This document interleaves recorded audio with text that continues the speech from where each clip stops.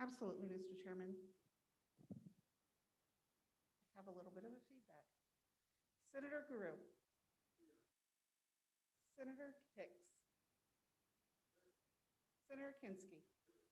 Senator Steinmetz. Chairman Perkins. You have a quorum.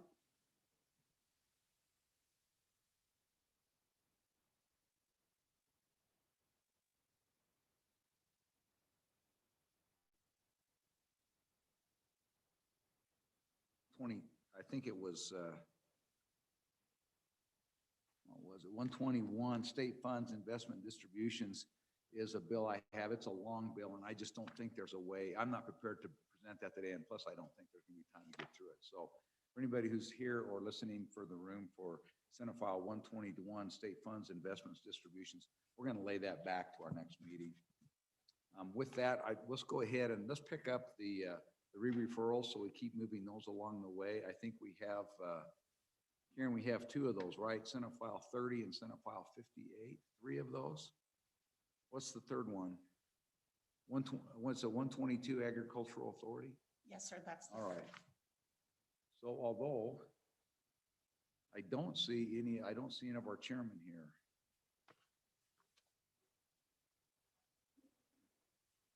So in that case, since I don't see any of our chairmen here, maybe we'll do our bills our first bills first. So I think our first bill is the COVID relief bill. It's it's Senate File 118, Rental Assistance Program, which is broader than rental assistance, but this is a joint appropriations committee for our members. If you remember that, although we've slipped a few times since we went through this bill, if you have the first part of it, Section 1 is a non-codified law that will come back, and basically it makes some basic legislative findings, but ultimately goes back and is an anticipation of some additional funds that'll come that are going to be available through the budget what do they call that? The budget resolution, or the continuing resolution that they made back in January, which is now the Federal Consolidated Appropriations Act of 2021. There's money that specifically comes in there, provide rental assistance and energy assistance. There's almost, from the testimony, if you remember, there's almost no discretion at the state level. You just, most of the criteria and the administrative provisions were set forth in the original act, the congressional act. And so Section 1, basically, we authorize that and direct the Department of Family Services to serve as the administrative agency for the program. The department is further authorized to, so it's the department shall be authorized to administer emergency rental assistance program in Wyoming in accordance with applicable federal law and guidance in a manner that ensures maximum benefits to Wyoming residents.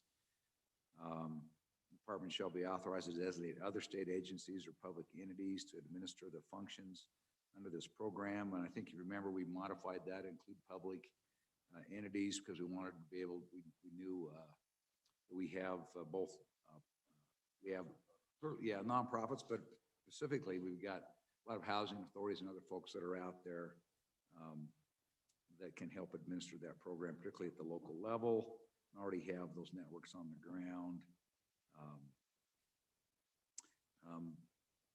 And then the department should be further authorized to issue grants on this program to any entity for purpose to any entity, which included the nonprofits, for purposes of a provision of case management and other housing support served by relevant federal law and regulations. Remember, we had some nonprofits come and testify. They're already doing this, and they thought they could be of assistance. And so I think 10%, up to 10% of the money or so can be used for administrative purposes. So we had the testimony about them being able to hire additional staff to be able to get this money, identify and get this money out to the people who need it. So we went through there. We had the most favorable pricing stuff for some of IT, a little bit of procurement there, but related not necessarily to the grants, but to some of the administrative stuff. Section 2 of the bill went back into the CARES Act from last year. And so it had all necessary entities within the executive branch prior to December 31 shall be funded as provided in this section to the extent funds are available, and the authority to approve expenditure of the funds authorized in this section are extended to the end of this year unless continued by act of the legislature. And CARES Act funds will be expended for projects, grants, procurements under this section. The agency or entity responsible for originally approving the application determines that payment of funds, the project, grants, procurements under this section remains in the best interest of the state. And so they get it off the up. They'll just, and then it gives the executive branch a lot of authority to do that. I think it's important for us to recognize, members, that basically is approved project or grant. But if there is a crack in there that isn't covered, and that's if even if a grant was approved but it wasn't able to be expended, or the requirements to meet the grant couldn't be done at the end. The classic example was that meat process we've talked about so much. That's not included in this. So and this also so anyway, I just wanted, but there are certain programs where there was completion or continue, and so it's a little bit fuzzy about what this applies to and what doesn't apply to, and keep that in mind as this moves forward, because we may want to try and make sure we have this broad enough to accomplish some of the purposes that we want. So, Mr. Chairman, for instance, Johnson County Healthcare Center had a $3 million project. They're short $600,000 because they got their class now. The other got this would authorize. I think the answer to that question is no, it doesn't. And so, yeah. So what What does this do? This allows them to things that were already done to go ahead and get paid. But if they miss the deadline because they didn't get the last nail driven by the deadline, it doesn't cover that because that program ended.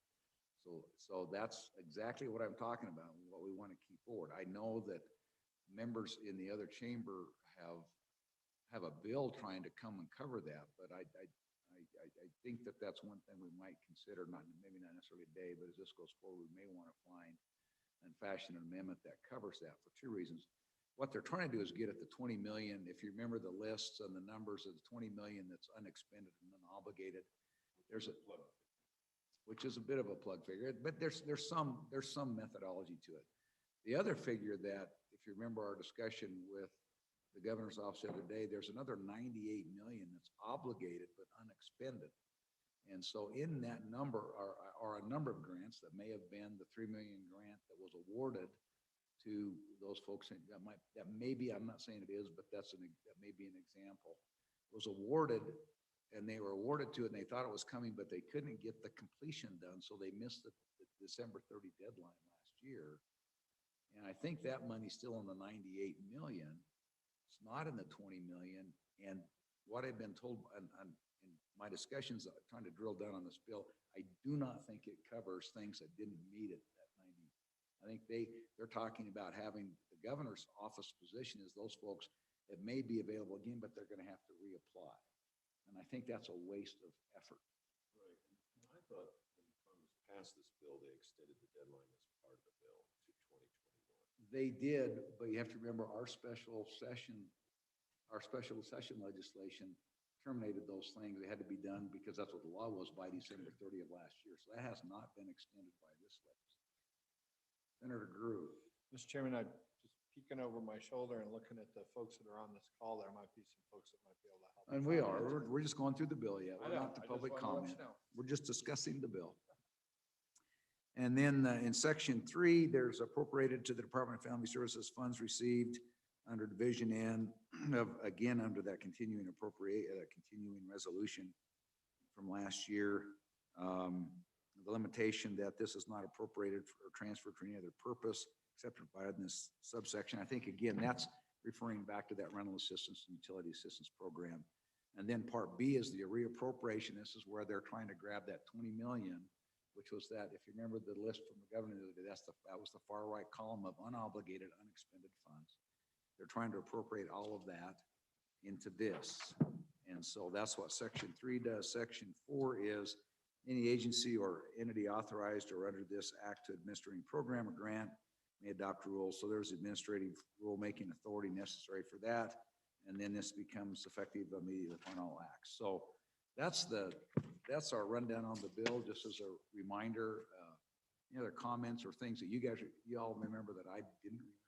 Mr. Chairman, Senator on Kinski. page 5, subparagraph B, if I remember, this 20 million is not part of the rental program. This is just, it's Corona related, but this is not part of the rental program. That's correct. If you look at this, what you've got, if you go to section 1 is the Rental Relief Act, section 2 is the CARES Act.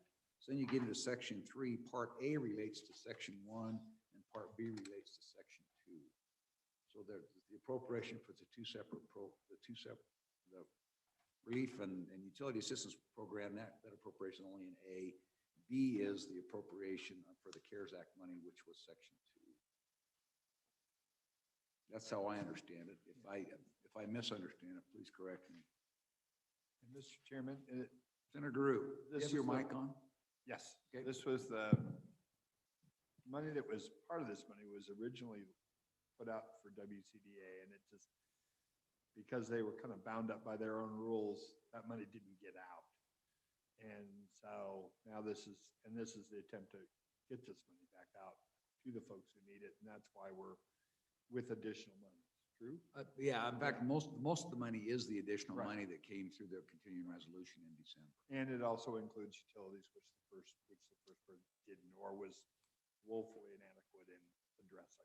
That's correct. That's correct. I think Thank you. you have that right, Senator Drew. So, Yeah. Mr. Chairman, Senator Kinski. just to follow up with Senator Guru, or to make sure I understand you. Now I'm understanding him to say on page 5, subsection B, the CARES Act reappropriation.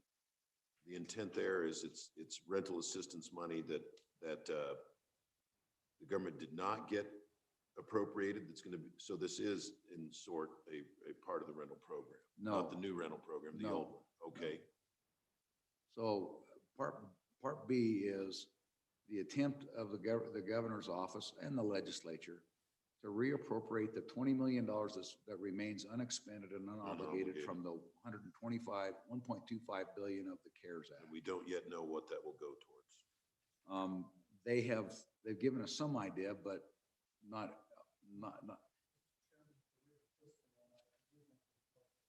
Well, there you go. That's what their intent is.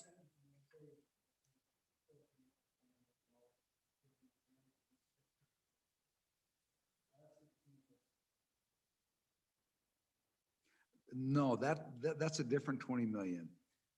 What that is the estimated, in A, the money, this is coming out of the continuing resolution that was that budget resolution at the end of December that had everything plus the kitchen sink in and including this rental relief program. And so the estimated award to the state of Wyoming would be 10%. 10%, is 200 million. 10% of that 200 million under the act can be obligated for administrative purposes.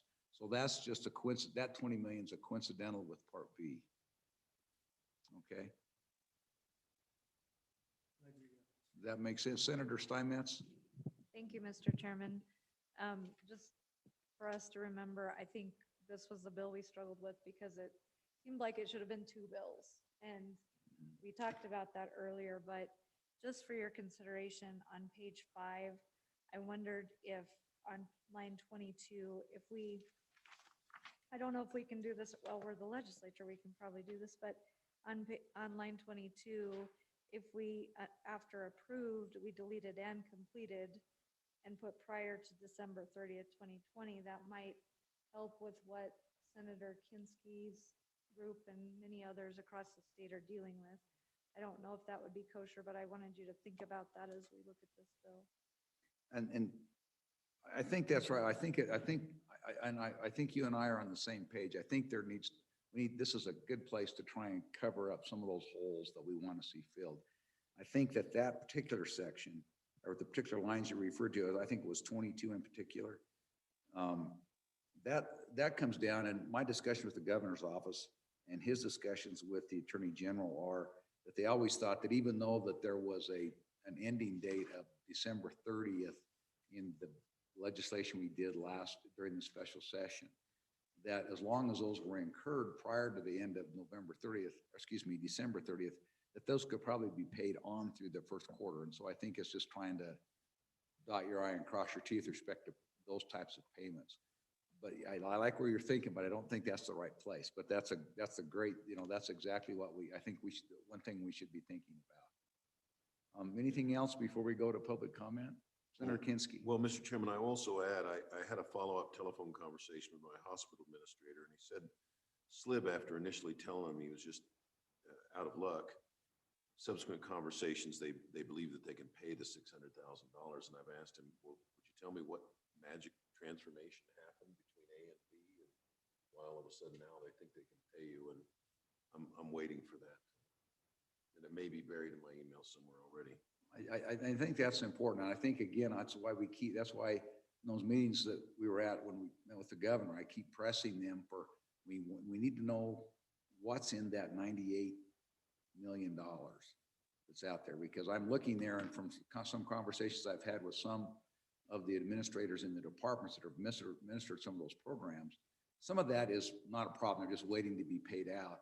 Some of that is where these grants were awarded, but the deadlines have been missed, and their intention is those are going to get reverted unless we take some additional legislative action, and this may be a vehicle to do that. That's what I'm saying. And whether we do that or not, it's up to the body. But this is one of those opportunities that we're going to have that we may want to, if not today, at some point. And so anyway, is there anything else before we go to public discussion on this? We can talk about this some more when it comes out. So is there anybody here who's here to talk about Senate File 118 in the room? Go ahead, Senator. There I am. Everybody's a senator today. Mr. Obermuller, how are you today?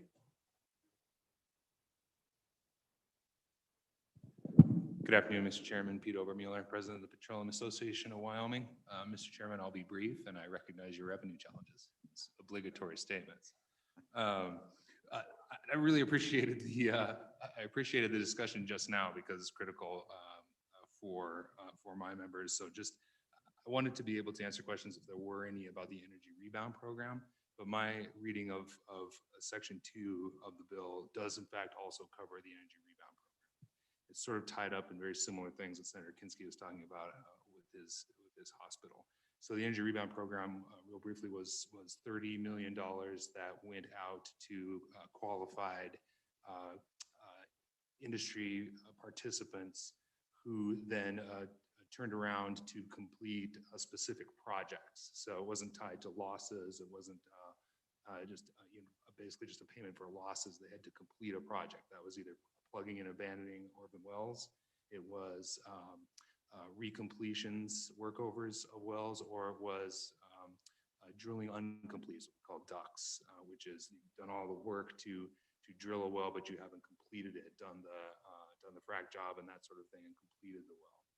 Those were the biggest ones. Those are the ones that have the most capital intensive and all of that, down to the P&As, which can be pretty small. So the program went exceptionally well. It exceeded my expectations, quite frankly. It was the last program to come out. Awards were granted on the Wednesday before Thanksgiving, and everyone recognized that December 30th deadline, and people were out in the field doing projects by the Tuesday after Thanksgiving. And I don't have the numbers right in front of me, but it's something in the order of 90 to 94% of the projects were in fact completed prior to December 30th. So really quite amazing. And it was about 260 projects, and the money passed through to around 200 local oilfield service companies from 14 communities in the state that completed all these. Really amazing.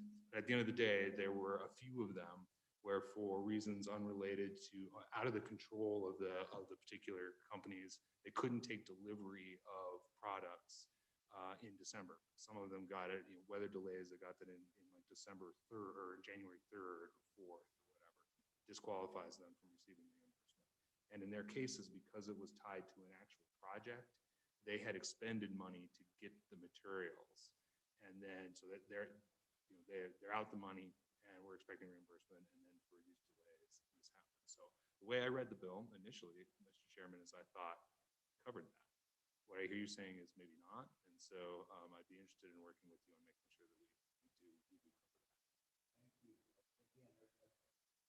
Again, Thank you, Mr. Overmiller. And I think that's the exact point. And they're not alone. There was a number of grant programs. I think people found themselves in the exact same place. And whether you had to have a permit of occupancy, whether you had to have a permit of processing, whether you had to have this, accept delivery of the well, if those things, if those events didn't happen by December 30th, then the grants, that were awarded just went away. So I do have one question for Mr. Overmiller before I ask that. Any questions for Mr. Overmiller or the members of the committee? So just if you know, and if you don't know, if you can help me find out, usually, maybe it was different in the well plug and abandon program, but was there a specific, do you know if there was a specific amount allocated by the governor's office for that program? Mr. Chairman, yeah, there was, the total amount was 30 million. And then there were other caps underneath that for each of those. Basically, the applications were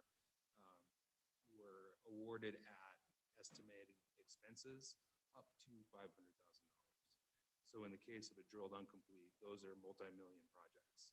So they would essentially get the $500,000 and they would have to kick in their own, whatever it was, to complete it, which had a multiplier factor for this particular program. P&As, I saw some applications for $2,500 for 5 projects, and so they got whatever, $12,000, $15,000 total for their 5 projects, and that was it. So it was based on their application.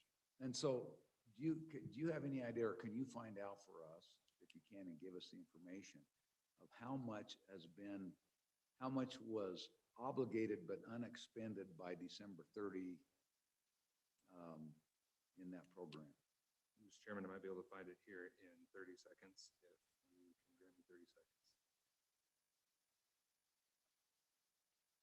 Well, maybe not. I'll get back to you. I have that number right here, but I need to find it. So. Yeah, if you could provide that to us and to our Secretary Karen. Yep. We'd appreciate that.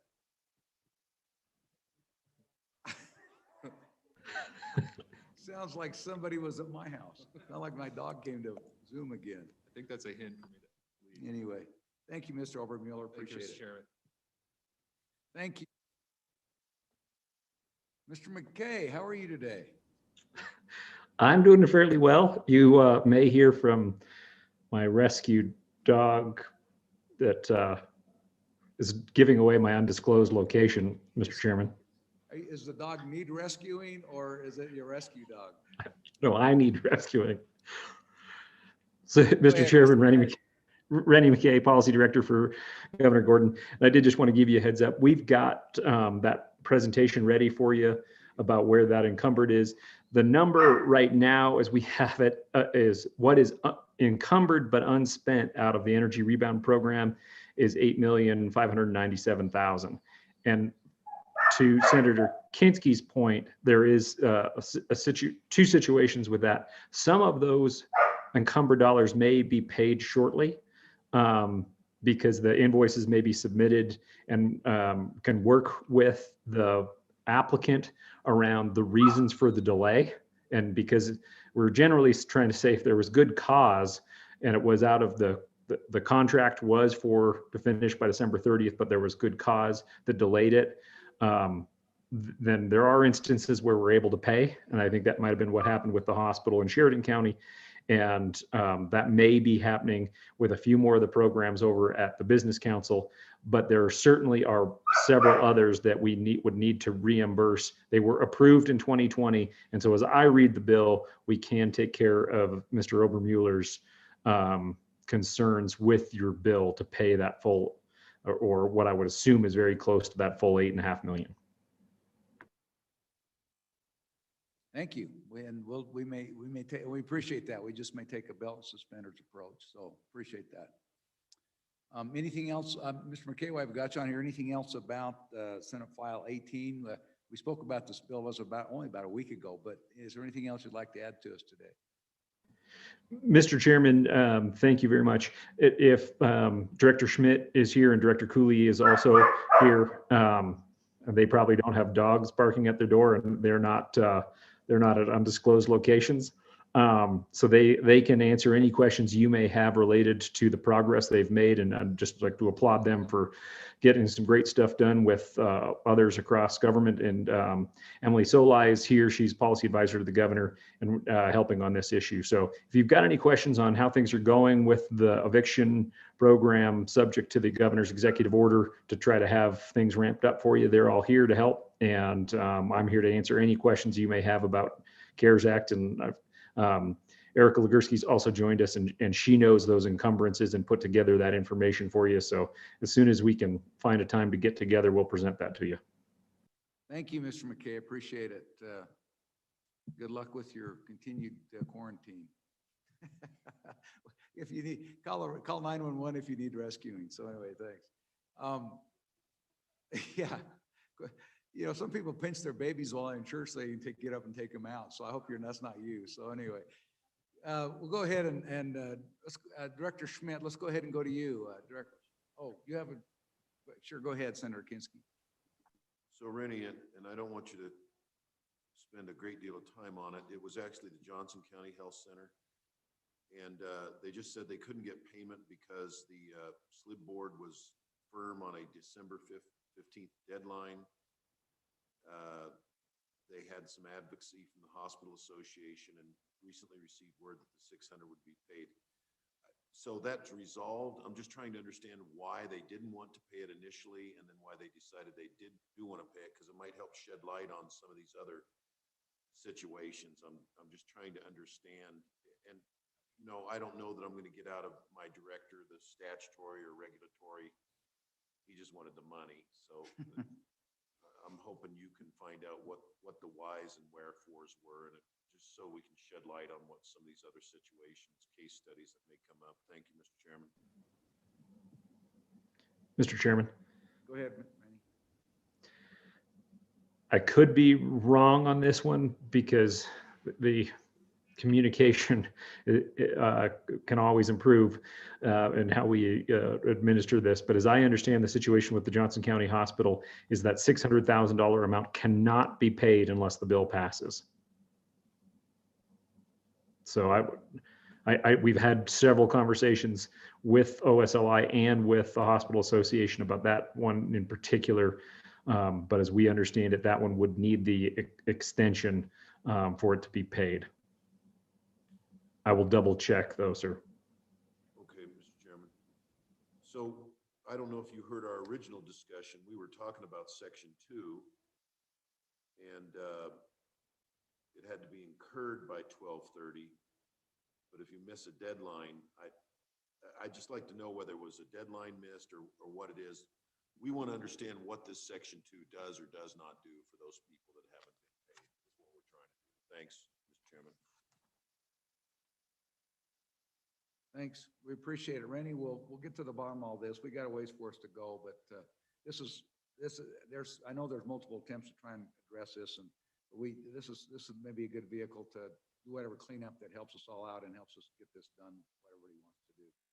So we'll continue to collaborate on it and get it done. Thanks. With that, let's go ahead and Director Schmidt, welcome. Well, Director, there you are. You're still there. Director Schmidt, how are you?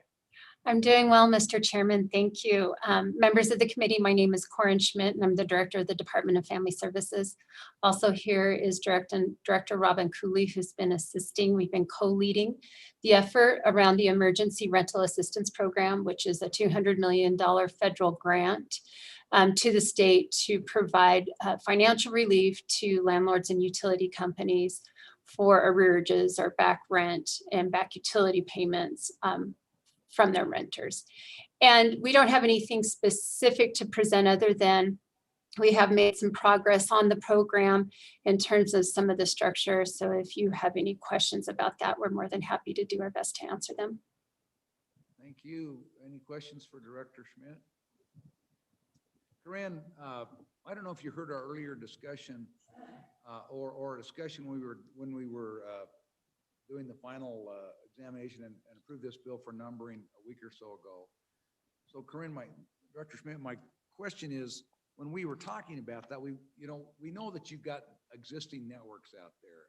It's both local government we have a number of non-governmental entities, mostly charities or nonprofits that are out there that are part of that system. And we were looking at that and a lot of those folks, and we had testimony from those folks during the committee meeting when we were working on this bill and drafting it, where, you know, they know who a lot of these people are. They're helping administer both rental assistance and the utility assistance programs.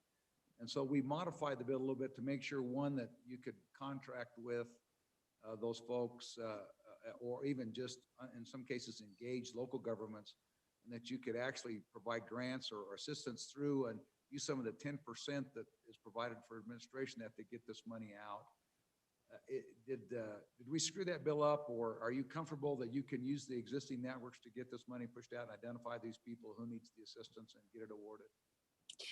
Yes, Mr. Chairman, it didn't mess up the bill. We were thinking along those lines anyway, so it just gave us that assurance that we could move that way. To step back a little bit about the bill or the money is really geared towards eligible households. And so the dollars that will be spent because of the eligibility of a particular household. So the $180 million is really going to be kind of a transactional process, meaning that there's going to be an application submitted. We will cross-check it with landlords and do our due diligence in terms of preventing as much fraud and abuse as we can up front. But when the eligibility determination is made, then a payment will be made to the landlord or utility company. Our plan for that is to use an IT system and a call center associated with the IT system so that those applications can be, one, consistently gathered and providing assistance if necessary. But it gives flexibility to the applicant to be able to go online and provide the necessary information with a call line if they have or need help. We also intend to, and we have a meeting with some of the community providers on Friday to think about how to do on-site case management for clients and landlords who prefer to have in-person communications and maybe need more assistance with identifying the documents and completing the application, the online application. So for purposes that you all stated that we heard very clearly in the testimony last week and in the debate last week, we understand we need to do this quickly. We need to be consistent. We need to do it legally so that we're within the requirements of the law. We need to prevent, as to the extent we can, any fraud, waste, and abuse. And we need to have reach. Mr. Chairman, I heard concerns about the landlords and making sure that we inform the landlords about this program because they're such an essential part of the connection between the renter and the application. And so much of our outreach will be focused on landlords. We have a fairly strong list now of interested folks. We have a website, a temporary website that's available for people to share their name if they want more information, also ideas on how they would like to see the program roll out. So we're taking a lot of input right now. The remaining money out of the 20% that after the IT case management function has been resolved, there is housing support service dollars available. But again, those are for eligible households. And that's where we see the interaction with local government and very much the community provider network.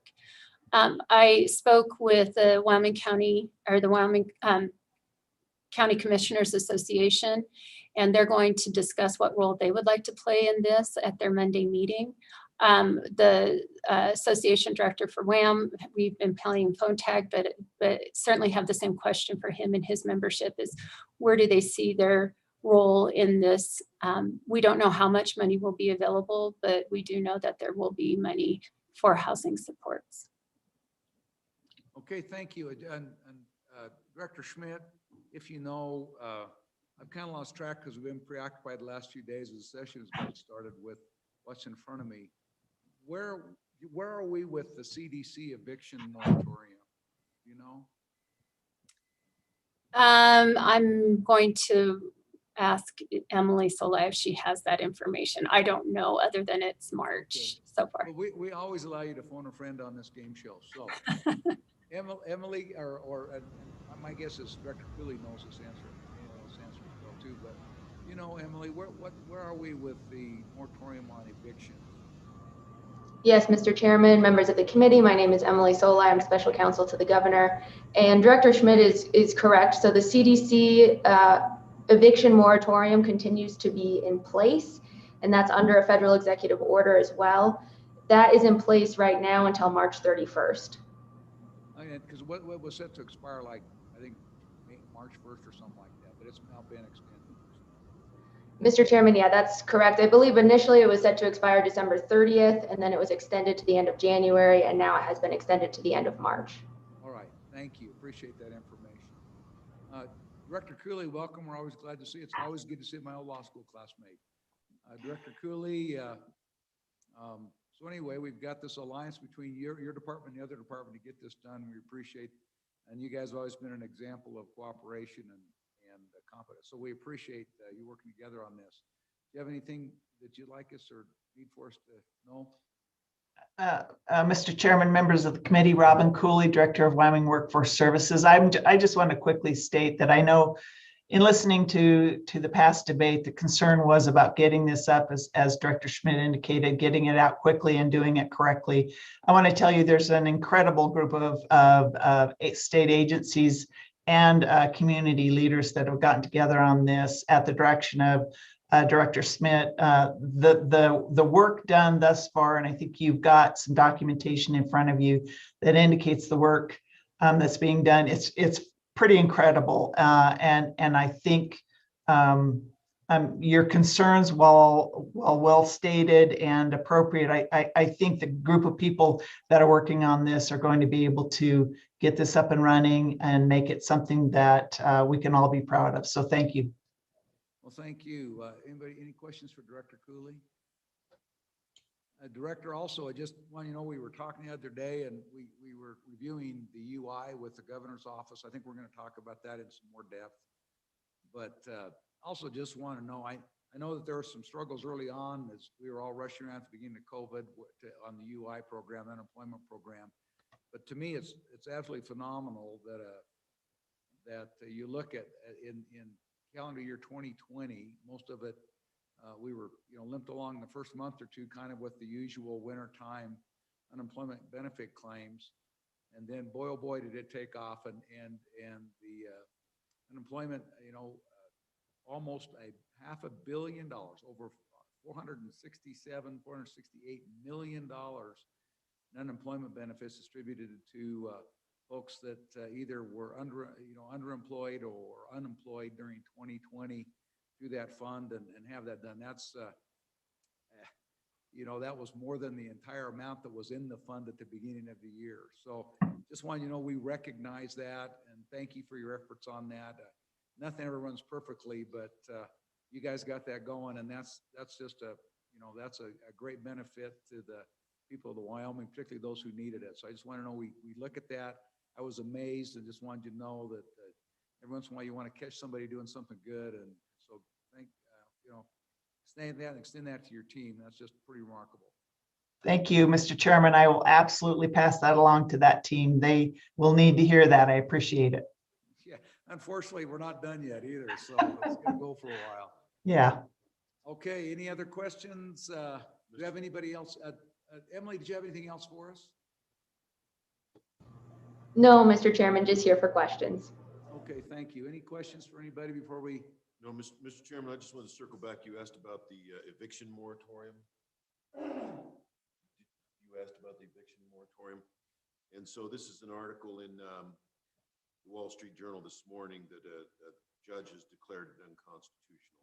Oh. And it was a Trump rule, and it's a Trump judge that declared it constitutional. And who should I forward that article to so that they can follow up? Forward it to Emily. So I don't know if the district court judge, I think that was in Texas. I don't know. Oh, so you're familiar with it? Yes, okay. I am. So the executive orders in, I know that district court judge declared it unconstitutional. I don't know how that works. It might just be in that district or in that circuit. So anyway, there are always lots of moving parts. Karen, is there anybody else in the waiting room?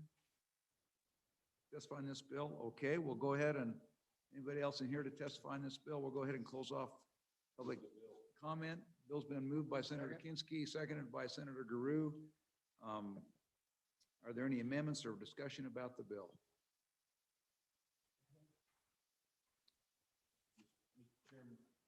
We'll go- Just logistically, Hang on one second. I think Senator Steinmetz oh, I'm sorry. was I'm sorry. first in the queue. Sorry.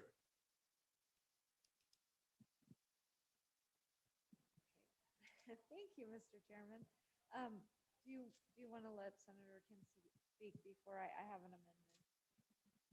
What? I think he has one too. Oh, you do? Okay, Yeah. well, we'll start with mine then. Yes. All right. So on page 3, line 14, delete the authority to. Senator Perkins. We can't hear Senator Steinmetz. Just pull that mic up close, Senator Steinmetz. All right, thank you, Mr. Chairman. Can you hear me now? Is that better, Karen? All right, so we'll start over. Under section 2 on page 3, line 14, delete the authority to. Line 15, delete approve the expenditure of. Capitalize F on funds. And then on line 17, after legislature, put a period. Delete the rest of the section on that page. On page 4, delete lines 1 through 6 at state, just to the word state on line 6. Then we would go to page 5. Line 14, put a period. Delete the rest of the sentence after section. So section period, delete the rest, sorry about that. Delete all of line 15. Delete line 16 until right before the word all, after act period would be the last. Line 22, delete after approved and completed. And after approved, just delete and completed. And Mr. Chairman, that would be my amendment. What it does is takes out all the requirements for a secondary authorization, and it allows the projects that have been authorized but not completed to go forward.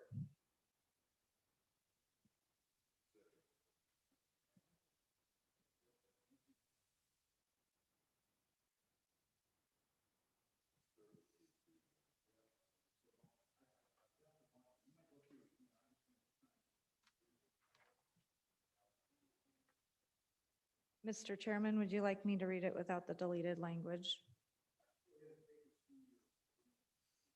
All right.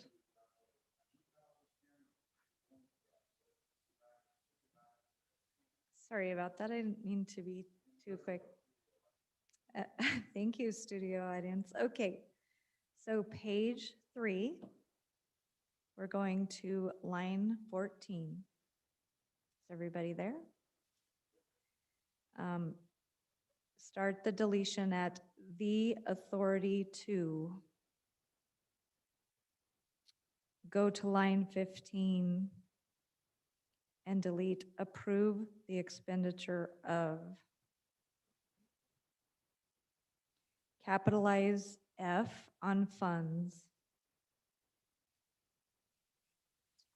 Then we would start on line 17. After legislature, put a period. Oh, there was, okay, and then delete the balance of that line through the end of the page. Then to page 4. Delete 1 through 5 and the word state on line 6.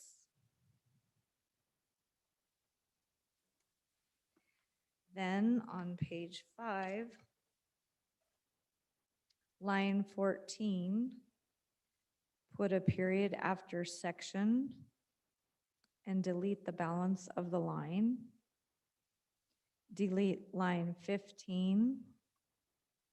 On 16, delete of this act. Then go to line 22. After the word approved, delete and completed. And that would be the end of my amendment. Thank you.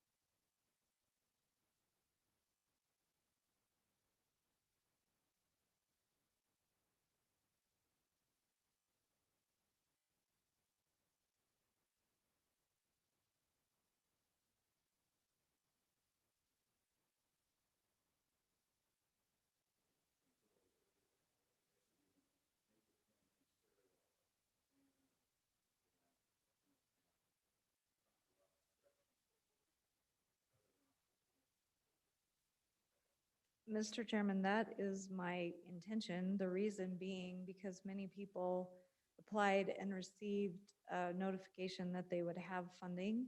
And then to go back and re-review that and now say that they can't have it, I have a question about that because I feel that we are kind of pulling the rug out from under them possibly. And so if those grants have been approved and they were approved for funding, what would now change that to say that, I mean, if they started a project and then we're just now saying we're not going to pay them, it just doesn't seem very fair to me. And so, but that's my amendment. That's the reason why. And so I'd leave it up to the discretion of the rest of the committee.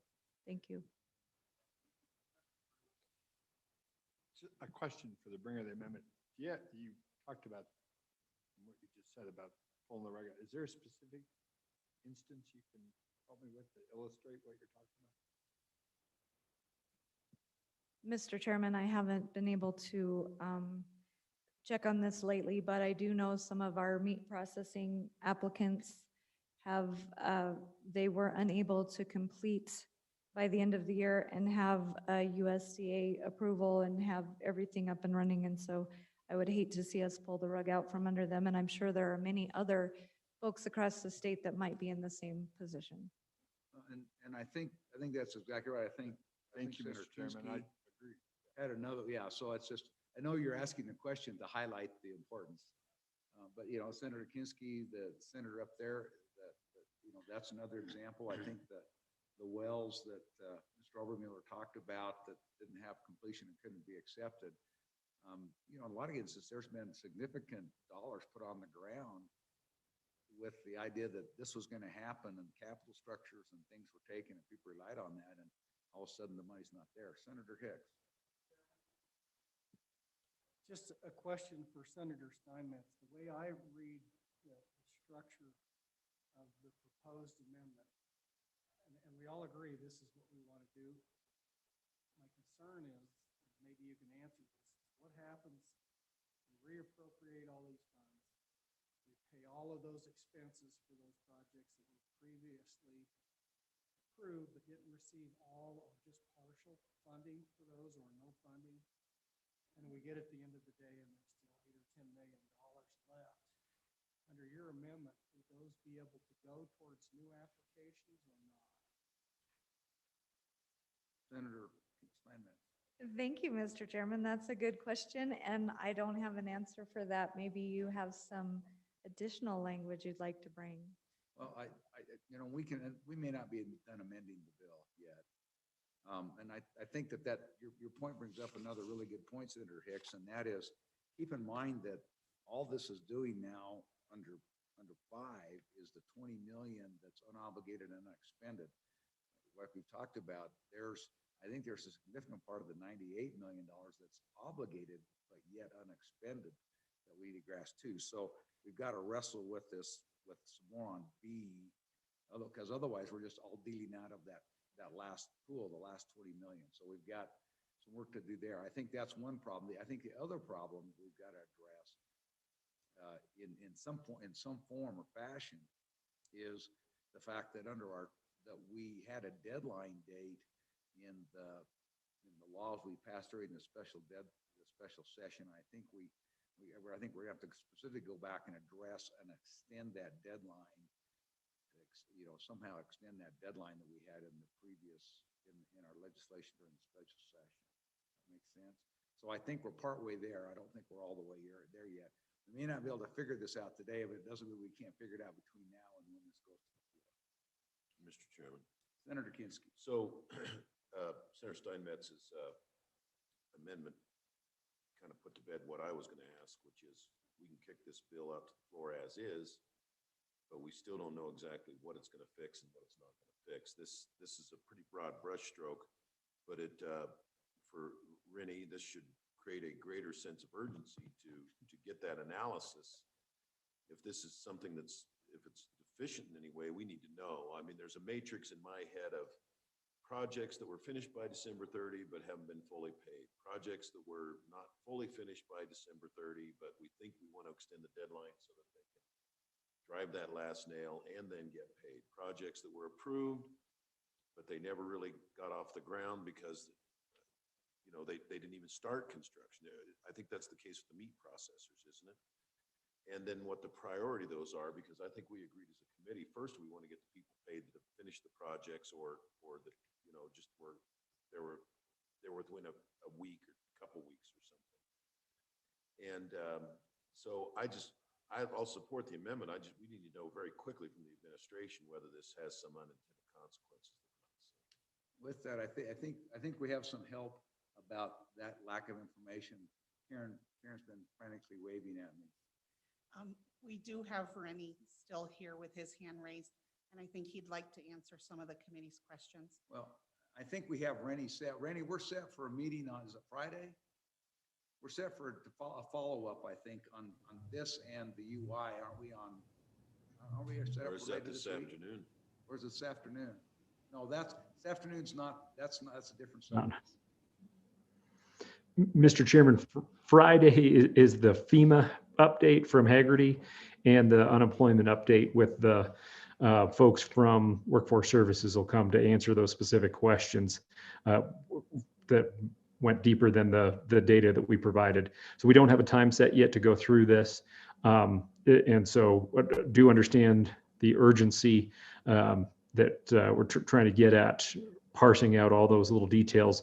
Mr. Chairman, my only point that I would just ask you to consider is we did have some programs where there's been some concern that it wasn't because of the deadline. There were some applicants who didn't even put in. And so now if we extend so that the people who were in have a different deadline, then there were people who didn't apply, and we have had some legal concerns raised around that. So there are definitely, we just like to have the ability to parse out different programs, because I appreciate what Senator Steinmetz is trying to do, and I hope we can get there, but that there is some discretion that not all projects get to continue unabated, because I think that could cause some unintended consequences. But we do want to fund everyone who reasonably tried to meet the deadlines that they applied for and signed the contract on. But we'd like to try to adjust and restart some programs if need be. So the meat processing program is a perfect example. We've got some folks who can't get their license from the USDA for months from now. So they wouldn't benefit from this bill. To your point, Mr. Chairman, they need another addition into this bill to help them. And so I think if we could do that, but I think maybe, I guess what I'm running right into is that you can't make those decisions without more information. So we need to walk you right through which program is which. Okay, yeah, exactly. Agreed. I agree that we need the information. So thank you, Rennie, for that. Appreciate it. Anybody have any questions for Rennie?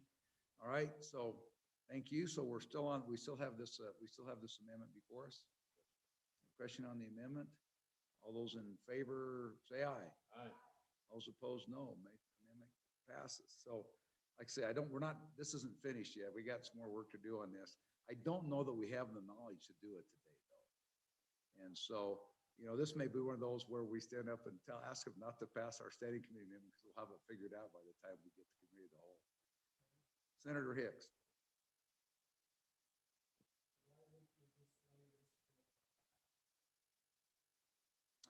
We certainly could do that. We have. Send anything out and then say, we got to do a mea culpa. That was such a great suggestion that I got a significant reaction out of our secretary. So let's go to our secretary. I'm sure that we would love to hear that. However, having your microphone on and sitting 4 feet away from it, we are still unable to hear your wise words. Oh. Senator Hicks, were you speaking? Did I say something? I already forgot. Mr. Chairman, given the fact that we don't know what the ramifications of the amendments are until we get more information, I would move that we lay this bill back. Okay, it's actually a motion. Any further discussion on that? I don't know if it's even just debatable. I don't really have to. Those in favor say aye. Aye. All right. All those opposed? No. Motion carries. Bill's laid back. We had Senator To Boner here our for- next meeting. We had Senator Boner here for a little bit, and then we lost him. And we lost him. What time is it? It's 1:22.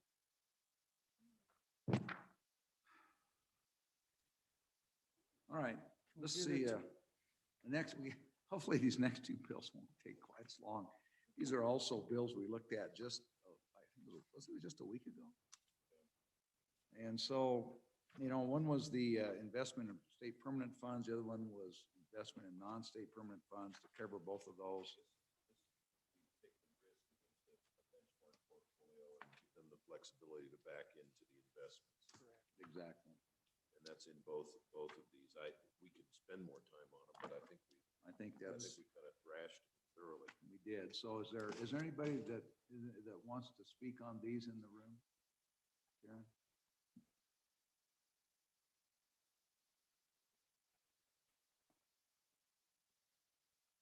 Mr. Chairman, we do have someone from the treasurer's office. I don't know if he's here to answer questions or if he intends to provide testimony. Let's let him in and we'll just check with him really quick. Tell him not to slow the train. Or her. Could be a her. Unless they have new information.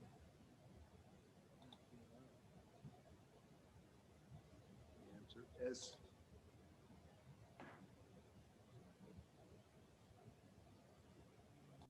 Yeah, good. That's a better picture. There he is. Matthew Sackett, how are you? Oh, now he comes back. Hang on, don't move, Senator Boner. Matt, are you there? Matt, we're about ready to approve these two bills. Do you want to get in the way, or do you have any questions for us or any information for us? Mr. Chairman, can you hear me now? Yes. Thanks, Mr. Chairman. No, we were just here to answer any questions. If you had any, we did talk with Mr. Gruber on the composition of the amendment as he changed it, and we agree with that and approve of it.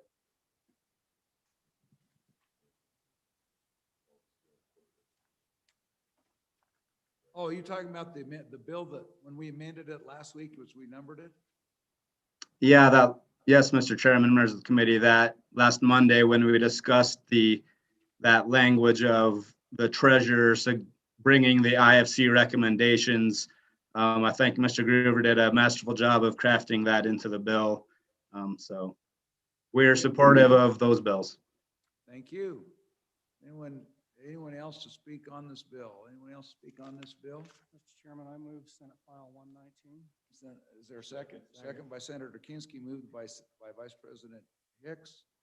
Any discussion on 119, Senate File 119? Ready for the question? Let's go ahead and take the question on Senate File 119. On Senate File 119, Senator Guru, Aye. Senator Hicks, Aye. Senator Kinski, Senator Steinmetz, Chairman Perkins, Aye.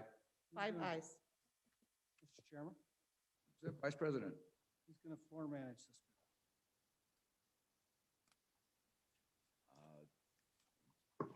Any volunteers? I can kick it off. I'm happy to. Okay, great. We take it. Senator Kinski. All right, Thank you. Mr. Chairman, Mr. Vice President. I would move Senate File 120. For a second? Second by Senator Steinmetz. Discussion on the bill? Let's call the roll. Ready for the question? Please call the roll, Karen. On Senate File 120, Senator Guru, No. Senator Hicks, Aye. Senator Kinski, Senator Steinmetz, Chairman Perkins, Aye. 4 ayes, 1 no. I'll take this one. Senator, take that one. Senator Grew will be right there behind you. You got my back? I'll be there for you. Carry to carry. All right, so let's go, Mr. Chairman, thanks for being here. Let's take up 122. We got 122, it's got an appropriation in it, so why don't you take us through the appropriation? Give us a thumbnail on the bill and tell us about the appropriation. Okay, thank you, Mr. Chairman. The Wyoming Agriculture Authority will be modeled off the Wyoming Energy Authority. The idea being that we have clear and obvious need to increase that value-added capacity, that processing capacity for agriculture. And so be modeled after somewhere between the Energy Authority or maybe the WCDA, and that'll give lower interest loans to anybody who is going to have some, I think everybody's thinking about meat processing plants, but it could be for anything. It's written broadly to support all of our ag. This is not just animal production. So the idea is to get this authority stood up, and the timing would be such that if the bill goes forward, we'd get a 7-person board over the next year, starting July 1st and going to July 1st of 2022. The notion being that the Joint Ag Committee would continue to work with the new board to actually get the authority stood up, with it actually becoming effective on July 1st of 2022. So we have a whole year just working with the board. That's what the appropriations for 2 meetings is based off the appropriation that needed for the Energy Authority Board. And so that's $10,000 for 2 meetings. If I had a request of this committee, it'd be to maybe give us a little bit more leeway and maybe $20,000, because I'm assuming that they're going to have to meet more than 2 times, a little bit more than the Energy Authority, as it would be a new agency and would require some work getting stood up. So that's the immediate appropriation. If I just point out that my intent, if the bill moves forward over the interim, is to reorganize some of the agencies that currently deal with agriculture, make a clear distinction between the Department of Agriculture, which is a regulatory authority, and this one, which would be more advocacy and support for agriculture. And the idea being that it would be ultimately net neutral to the overall general fund, and we might be able to consolidate some agencies as well during that reorganization. So, but the immediate appropriation in this bill is for the next year as the board gets put together and we stand up the authority to actually have it take over on a year and a half from now.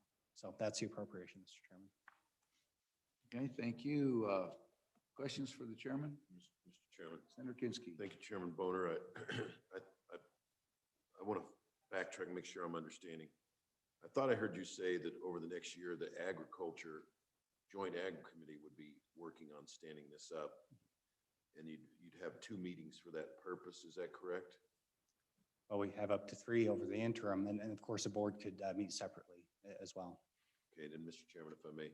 So this is not intended to pick up the expense of those 3 meetings of Joint Ag. This is purely just for the board. Just for the board. One other note, the Department of Agriculture would be helping with administrative tasks, just the actual payment, and the whatever, I guess, administrative support they might need. So a standing committee amendment from the Ag Committee was to change technically the appropriation goes to Wyoming Ag Authority. We need to change that to the Department of Agriculture because they'd be the ones helping. And Mr. Chairman, if I may, so as I go through here, it looks, when you say standing it up, you're just talking about getting appointees and they get letterhead organized, because I see where you've got, public purpose authority here, you've got federal grant authority. This bill's pretty complete. That you're standing up is just getting the board together and getting them going, correct? Yes, it's support of the board. I'm thinking travel per diem. Okay.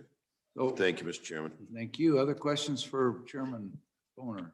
Mr. Hicks. Mr. Chairman, Senator Bonner, was there any discussion with the Director of the Department of Agriculture, whether he had any additional discretionary funds in his budget to pay for the costs? And for the cost of the board, I understand that we probably should foot the bill for the cost of any legislator involvement, but my understanding is now that's all going to be taken care of through your normal budget for your interim work.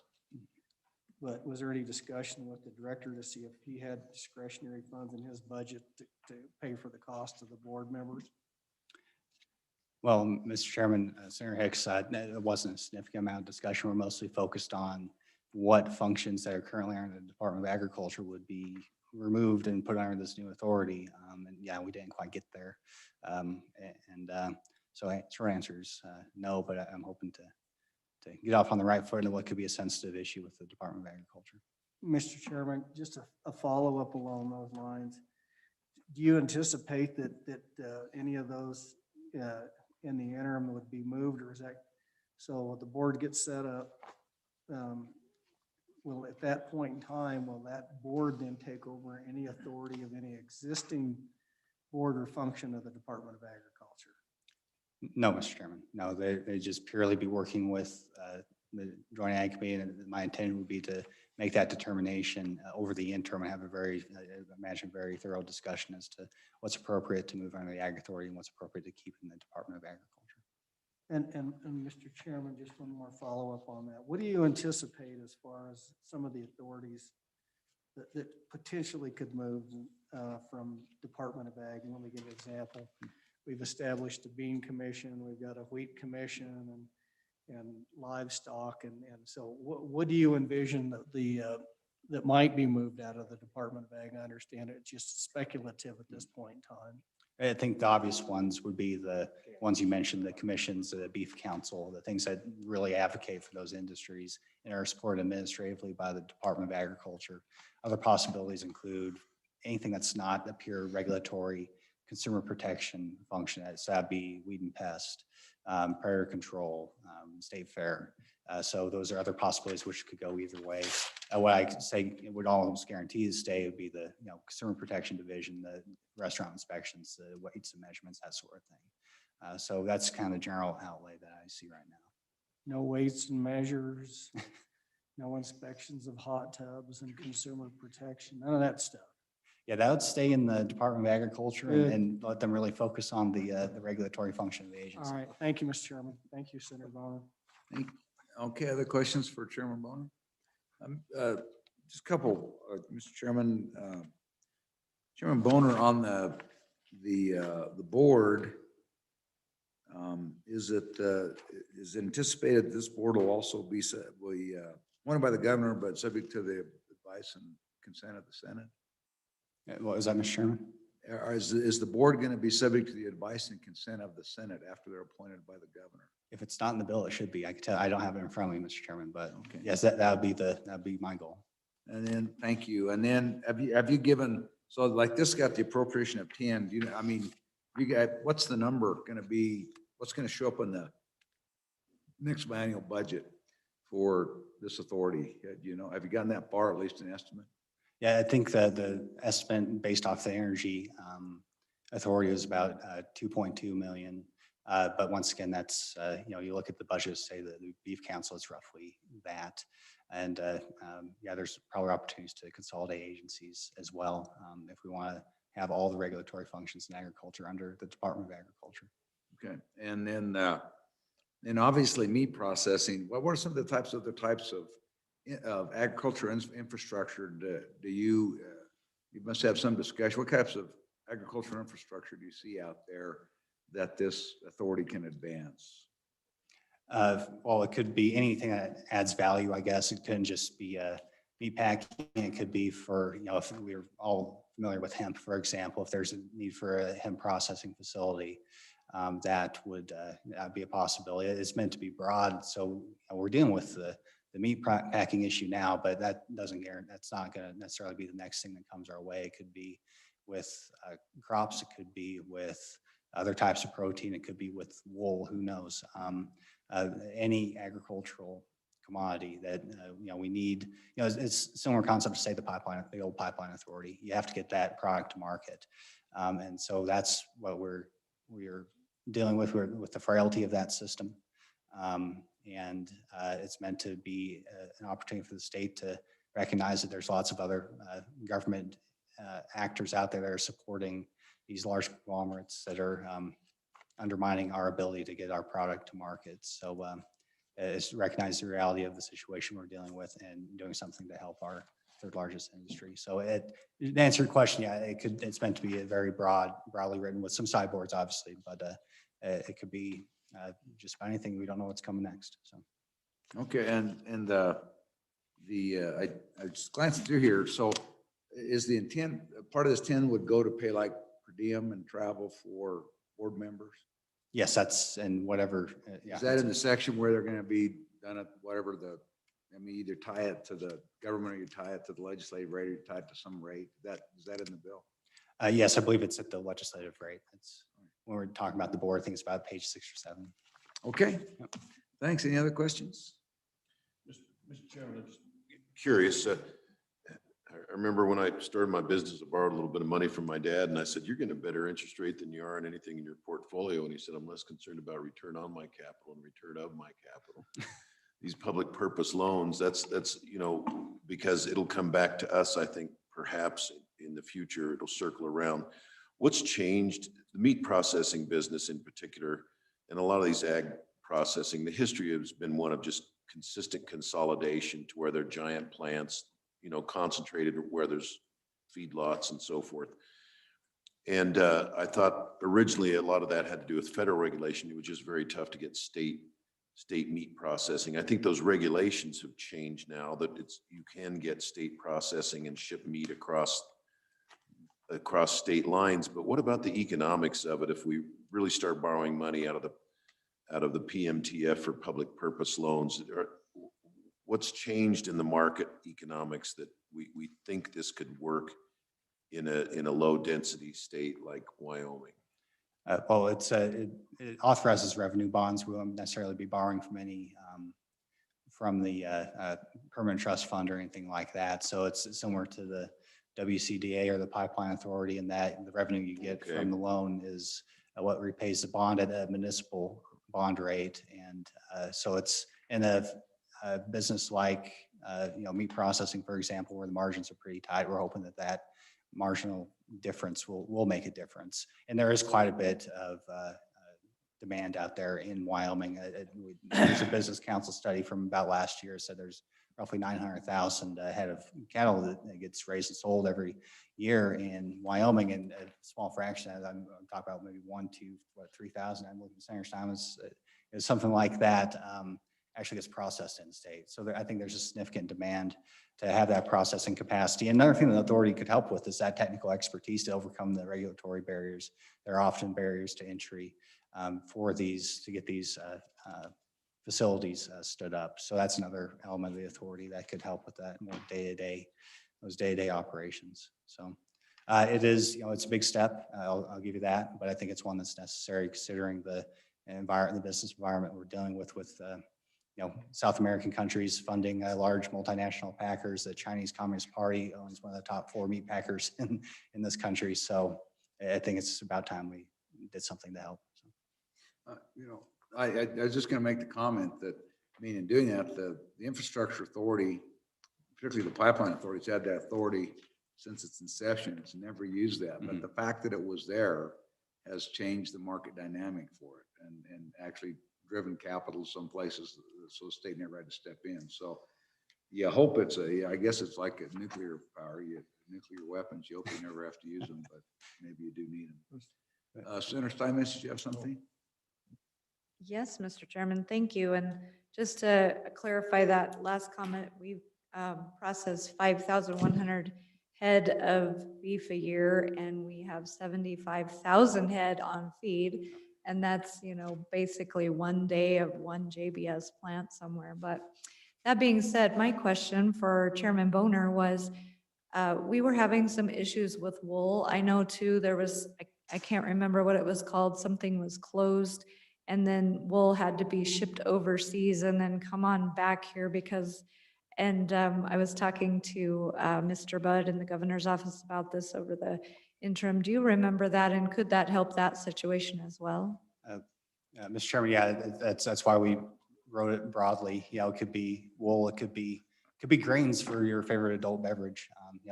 Adding value to that here in the state, and shipping wherever the case may be. And to the chairman's point too, I think it's excellent. That you'll see in the bill, there's an opportunity once if you propose, the authority proposes a project, I think it's a 90-day wait period where anybody can say, oh, no, actually, we're going to go ahead and do that in the private sector. So, and I believe that's something that did happen with the pipeline authority. They actually went down the road of proposing a project and then somebody else jumped in the private sector. So yeah, I do believe that hopefully you'll get the ball rolling. And if they hardly ever have to actually use some of those revenue bonds, that would be the best outcome, I would say.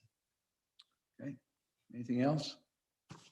All right, we got a little bit more to do, but what's your pleasure, committee? Move the bill.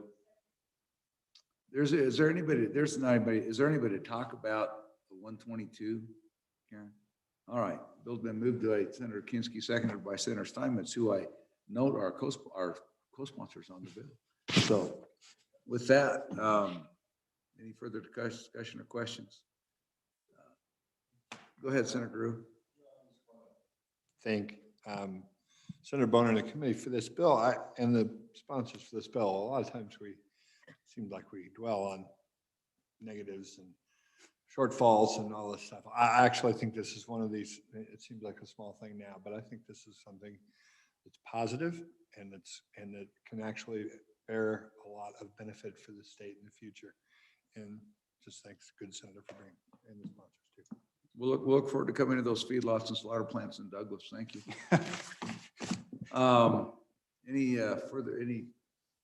It's been moved, right? It's been moved and seconded. Moved and seconded. Any further discussion? Let's call the roll. On Senate File. Where did you have further? We're about ready to do something good. Are you sure you want to stop? Well, it doesn't matter one way or the other. I was hoping to, just a little bit, 20,000 would be useful so we could have more than 2 meetings. Don't even ask. But whatever your pleasure is. You may get a do not pass recommendation with that. Anyway, don't even, Sounds like a floor amendment. Yeah. Okay. So, your pleasure, still Mr. here. We haven't called the roll. If somebody wants to make that motion, they certainly can. Go ahead, Karen. Let's call the roll. On Senate File 122, Senator Guru, Senator Hicks, Senator Kinski, Aye. Senator Steinmetz, Chairman Perkins. Aye. 5 ayes.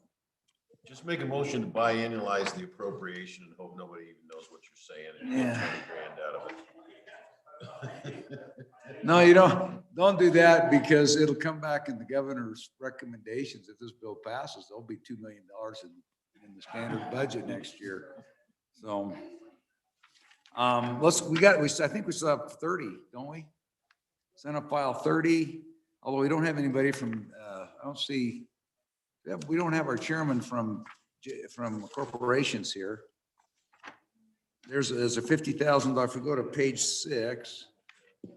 Oh, there's a couple of appropriations in here. $60,000. There's, in section 2, beginning on page 5, there's $10,000 to the general's office to pay compensation mileage per diem for this non-legislative members of the task force, and then $50,000 to pay the legislative service office for this task force.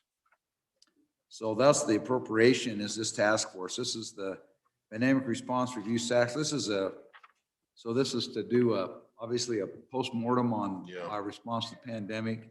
Creates a task force, and the appropriations are to pay for the executive and legislative members of the task force.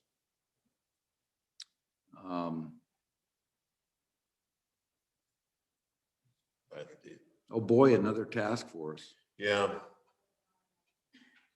I don't understand why the governor's office doesn't do it. Is there anybody here? Does somebody speak on Senate File 30? Probably not. Senator Hicks. Well, let's move the bill. Yeah, we'd have to move the bill.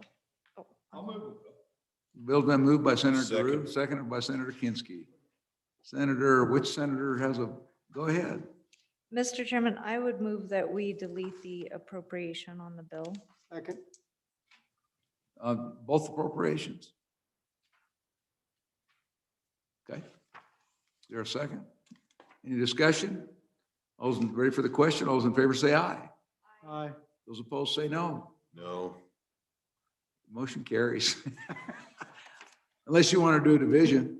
It's 1, 2, 3 against 2 is the way I counted it, if that's the way I voted. So we'll let them argue for that. So No, I thought you were a no. I was a no. Okay, so the Well, motion let's do that fails. again. All those in favor, raise your hand. Oh, I'm sorry. No, I was an aye. I'm sorry. Oh, you were. Yeah, I he was an aye for cutting the okay. appropriation. I was a no on the money, a yes on cutting the appropriation. You were what? I was a no on the money, which means I was a yes on cutting the appropriation. So he voted aye on the amendment. I missed. Okay. Yeah. I was 1, 2, 3 ayes and 2 noes is the way I had that. So. And that's not so much on the appropriation as is my feelings about task forces. Yeah. Well, the All right. good thing is they can So, bring it to management. wait, so that's the, so, Anyway. so we have to have a question on the bill as amended. Call the roll, please. Yes, sir. On Senate File 30 as amended, Senator Garu. Senator Hicks. Aye. Senator Kinski. Aye. Senator Steinmetz. Chairman Perkins. No.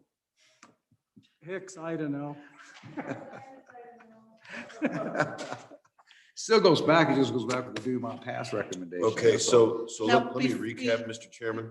121, we laid back until we get, well, you're the sponsor. It was just a matter of not having enough time. Yeah, I Rental figured- assistance, we laid back until we get some more clarification from the governor's office. And that just leaves investment in nurse funding, but we don't have anybody from Ed here.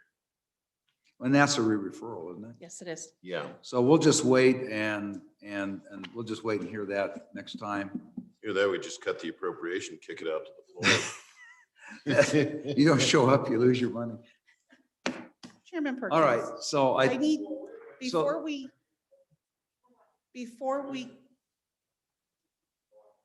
what are you here for any particular bill? Okay. Okay, Chairman so Perkins, anyway, we're gonna stand adjourned. Is there something we need to do before we adjourn? I need to confirm the vote for the last bill. Oh, thank you. I understood that it was mixed, but I don't have a clear understanding of where the mix is at. Okay, so all those who voted aye on the last bill, raise your hand. All those who voted no on the last bill, raise your hand. So it just goes, yeah, it just goes back with the do not pass recommendation.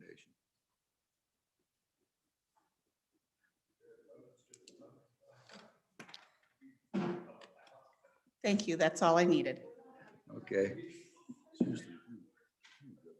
And I am correct. We are adjourned. but I Thank wouldn't you. think.